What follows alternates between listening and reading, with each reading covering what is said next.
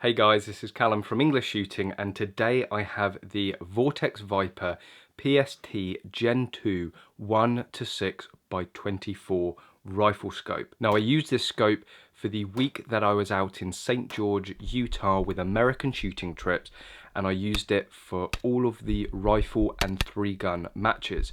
It was not only myself, but there were a variety of shooters that used this exact scope for all of those matches, and we really did put it through its paces, really gave it some punishment for a multitude of shooting scenarios, shooting from bench, shooting from a car, anywhere from 10 yards up to 100 yards. However, and I'll get into this, comparing it to the Gen 1, I don't think all the improvements, all the changes are necessarily for the best. Before we get into the scope, let's have a look inside the box as we always do and see what you get.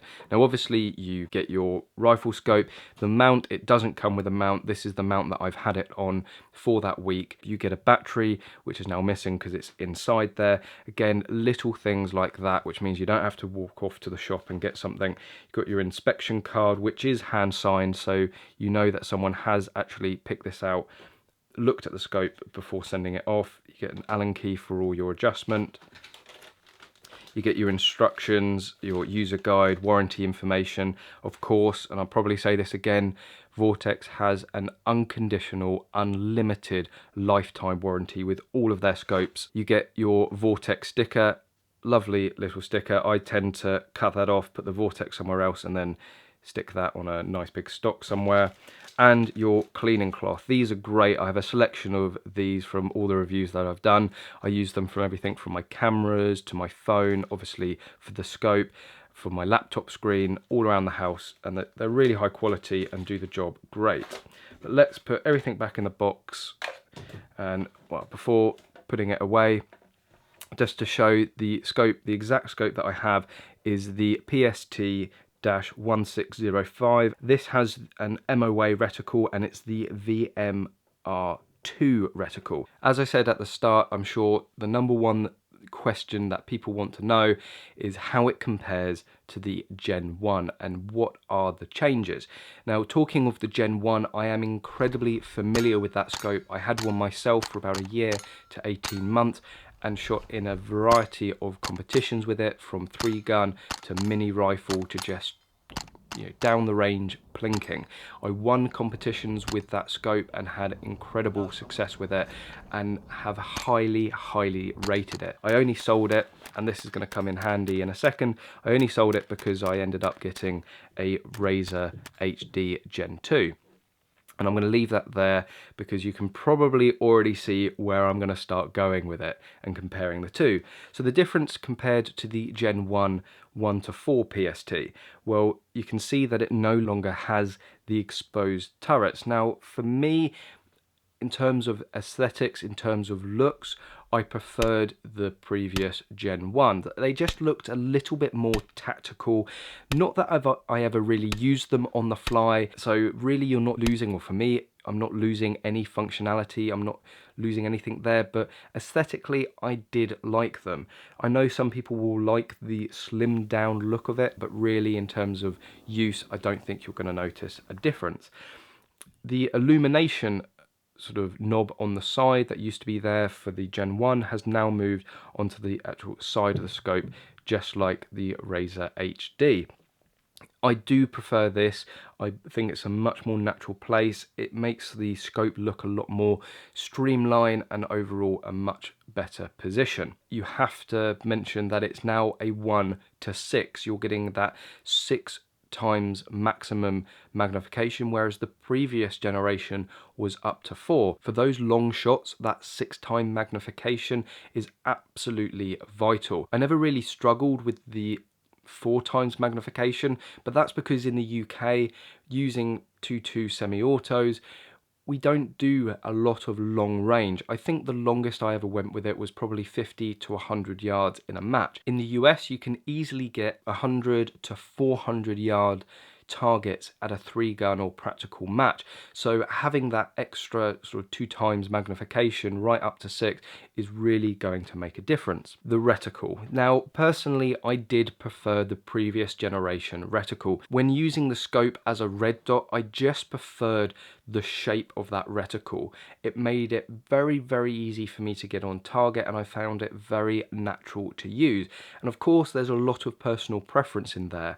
The red dot in this is more like an aim point dot. It is an incredibly fine dot, which I know a lot of people will probably prefer. You know, it's sort of an EOTech versus aim point sort of reticle thing, but personally I preferred the old one.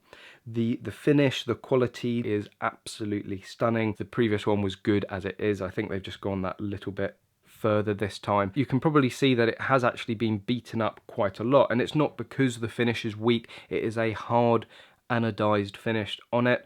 It's because this has had a lot of punishment. So why have I got the Razor HD out to put alongside? Well, you can probably see how similar these two scopes look, and you can tell straight off the bat that obviously Vortex have taken a lot of what they've learnt with this scope and what they put into this scope and have put it into the new Gen 2s. So on the Massive Plus, you're getting technology and features from a scope that used to cost about £1,300 into a scope that is now costing around the £700 mark. I think in the US these go for pretty much on the dot $1,000.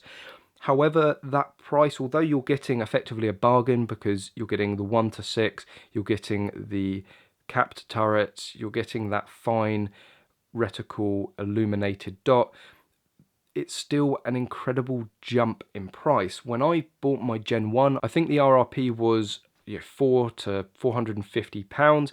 So you're looking in the UK of an increase of £250, which is an incredible jump. Now, this is all down to what has happened to Vortex as a brand. When they first came out, they were selling scopes that in quality were above the price point they were selling them at. They've managed to sort of penetrate the market. They've built up this really, really good reputation. Now that they've got that sort of foothold in the market, they're bringing their prices more in line with the quality of scope that they're selling, which is a little bit of a shame. It sort of takes that little cherry on top off of a Vortex scope. Not only are you getting an incredible scope, but you're getting it at an incredible price. One of the biggest things that I've always said about the Razor HD is how when you use it, it's like a porthole.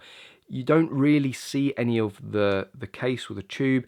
You just see the magnified space or just this floating crosshair. It's an incredibly thin tube. You don't notice it.